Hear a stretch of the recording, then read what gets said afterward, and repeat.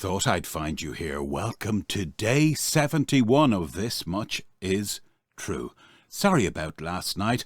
I had other things to be doing, and I thought I'd give you guys a well-earned respite from my Irish, dulcety, metallic tones. Speaking of which, the other morning my wife, I give her breakfast in bed, you know, and I began to give her a little bit less sugar on her cereal than normal, because as someone with heart disease problems that I'd had, and I know that sugar is a big cause of it, so I was watching out for her health.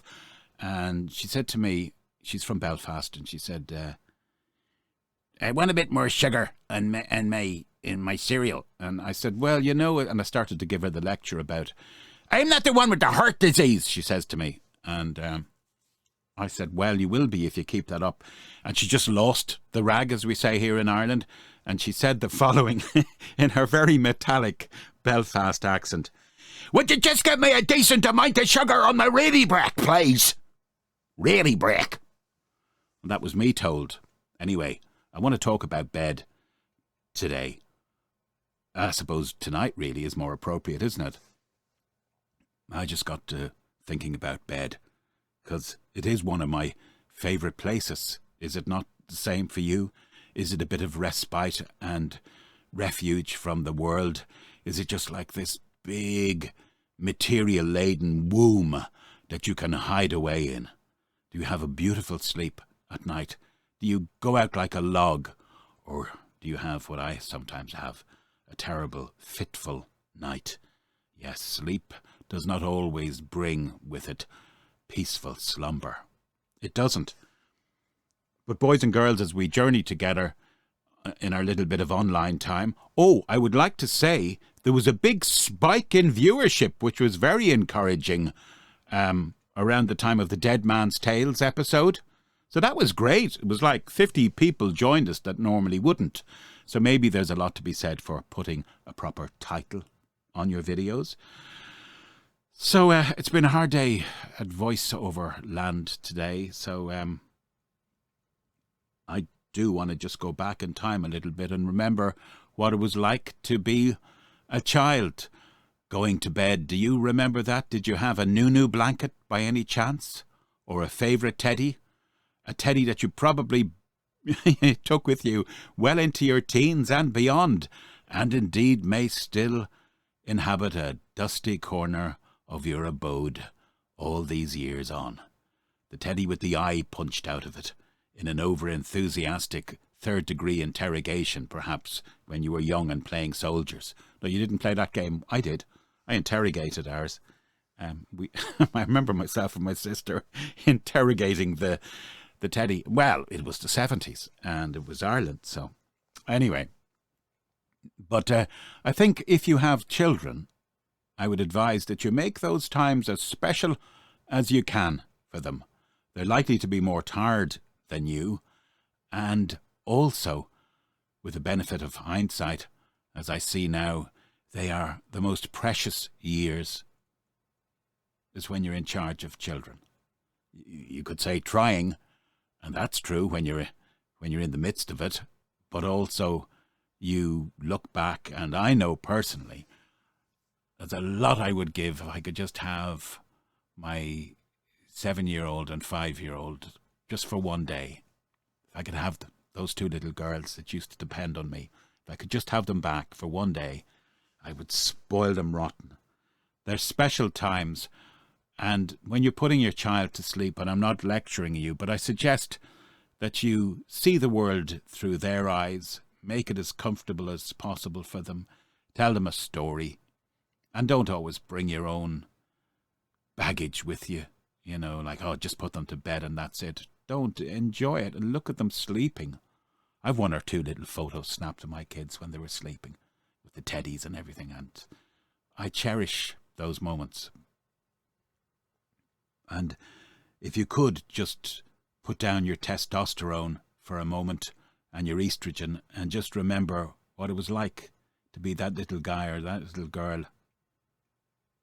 You know, were you safe? God forbid there was drunks walking in on top of you or fights breaking out around you. Did your parents make it special for you? And if they didn't, why don't you commit to making it special for your children? And I don't want to sound schmaltzy tonight just because I'm in a mellow mood, but I wanted to bring it down because based on my little rant about 2 nights ago when we had a referendum here in Ireland, I didn't like that angry aspect of myself, but we have been pushed, as I said, in Ireland, really pushed and tested like no other government has ever tested us. But I don't want to go there, so I didn't really want to give off those bad vibes, man. And there's a lot to be said for the old 1960s hippie ones, you know, the love and peace and brown rice and let me share your wife and and the love beads and that kind of thing. It was no harm, you know, to have calm the freak down. And if you can't do it for yourself, do it for your kids. But just in terms of the whole paraphernalia of the bed as well, I think it's important that you well, here's something I did, and I never thought I would do, but I don't know, 15, 20 years ago, I said to my wife, because I read it somewhere, let's take the television out of the bedroom. Apparently just the apparatus there, whether it's switched on or not, is not good for your vibes. And we did. And I was one of these guys with Sky News on 24/7, you know. It was part and parcel of my sleeping experience was having a television next to me. Now, of course, you can slip on the laptop these days or your smartphone, but it's not really recommended. Instead, you want to be calming down. You don't want to be stimulating yourself, certainly. Well, you might want to later on for other reasons, but, you know, leave the news outside. It's usually frickin' fake anyway, half of it. Yeah, I got rid of the TV and I never went back to it. Also, not too hot. I think it's important to have a cool room. Any advice, please, comments below, or why don't you make my day? And remember the email address, thismuchistrue@protonmail.com. Love to hear from you on that. Hello to our new subscriber tonight. I don't know if I mentioned. Yeah, he likes Saxondale as well, or you do. It's a he or a she, I don't know, but welcome on board. It's good to have you. So like and subscribe as well if you're getting anything out of these. I will do my best to provide some kind of value, if nothing else at the end of the day, to just say, bring it down. If you've ever listened to the BBC shipping forecast as well, there's a beautiful, you can get it online. It's called Sailing By. In fact, I think I'll tag it on to the end of this and you'll be able to listen to it and relax to it. And recently I was in touch with one of the BBC radios, and he's an Irish guy, but he sounds quite British, announcers, and one of his gigs is to do the shipping. And in fact, he said you'd have a longer talk with me if I wanted, and I must get in contact with him. This was on LinkedIn, and I did some work for him, and he liked it. So, yeah, I'm going to put that now here. You're going to listen to it tonight, and you'll know what I'm talking about. And then as you lie there, just think to yourself, well, you've made it through another 24 hours on this rotating planet. And you're going to be going somewhere else. You know, you will be out of it in your dreams. Hopefully not nightmares. So get ready for the journey and snuggle on down. I suppose your garb is also important, is it? Do you like the nice silky outfits? Or would you prefer to lie in a pair of Marks and Spencer's jocks like yours truly does? Also, if you're of a certain age, gentlemen, I wouldn't go drinking tea or coffee or imbibing any alcohol, too soon before bed, because you will be up at night. Of course, 2 or 3 times. Oh, yes. I hate that bit. When you wake up and you're kind of going, I'd be better off going for my wee, but it's so comfortable here, I might just be able to hold out. Take my advice, go for your wee and be done with it.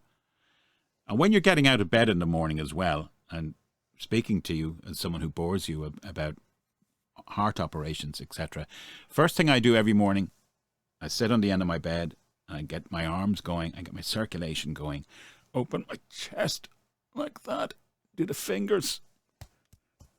I get stuff moving. Do it slowly though. Don't jump out of bed like you see on commercials. That's highly dangerous because your blood has been in a static state up until that point and suddenly you're going hell-bent for leather. Bad idea.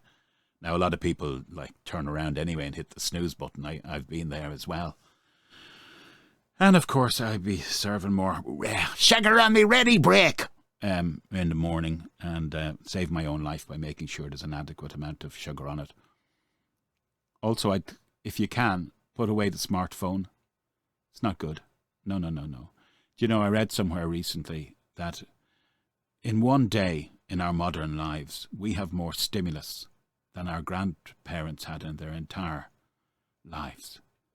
So imagine that. We've got messages coming at us. We're responding to, we're on TikTok, we're on X. It's odd saying that, isn't it? Twitter. You know, you're looking at YouTube videos. You're looking at me, God forbid. Put me away. I'm not very photogenic. So, ladies and gentlemen, has that TV come on? It has. It'll go off again in a minute and we'll be back to flames, hopefully. So, yes, ladies and gentlemen, retire to your beds tonight. Remember the good times, and if it's been a bad day, you just line up and tee up tomorrow for being a much better day. Won't it be grand? When you're up in the morning, you're up and at 'em. I don't know if you're an early morning person. I know some people derive great pleasure of being up in the wee small hours of the morning. Some people get up at 4 o'clock. That would kill me. But 5 to 6 o'clock, you get people out walking the old doggeroonies, or just get moving, and at least you have the world to yourself at that particular juncture. The flames are on, so there you go. Look at those. Let them rest you now. You're going to have a great night's sleep. Do you not feel it? I do. You're going to have a really good night. And if you're a creative type, keep a notebook and pen. Some of the best ideas have come at night from people who are creative. Believe it or not, Sir Paul McCartney. Many is the time he had an idea for a song as he slept, and he'd wake up and he'd jot it down, because otherwise it would be gone. There's a thing you can get, or you can make it. Just make your own. Call it a night book. And rather than dwelling on all the things that have gone wrong or the things that you're anxious or scared about, put your goals, if you want to use that word, or your aspirations, write them down. Keep them under your head. Keep them under the bed. Whatever. What's the difference between a rich man's bed and a poor man's bed? One has a canopy over it. The other has a canopy under it. Ha ha! Do you know what? I'm not going to play that relaxing song. Instead, I'm going to be true to my roots. I'm going to give you an 80s special. Liquid Gold. Why the long face? They're trying to